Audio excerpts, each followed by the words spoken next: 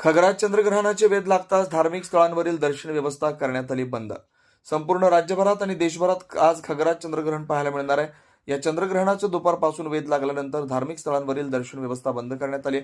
महाराष्ट्रातील 5वं शक्तीपीठ असलेली धुळ्यातील खानदेश कुलस्वामिनी एकविरा देवीचं मंदिरातील देखील दर्शन व्यवस्था मंदिराच्या वतीनं चंद्रग्रहणाचे वेध लागल्यानंतर बंद करण्यात आली.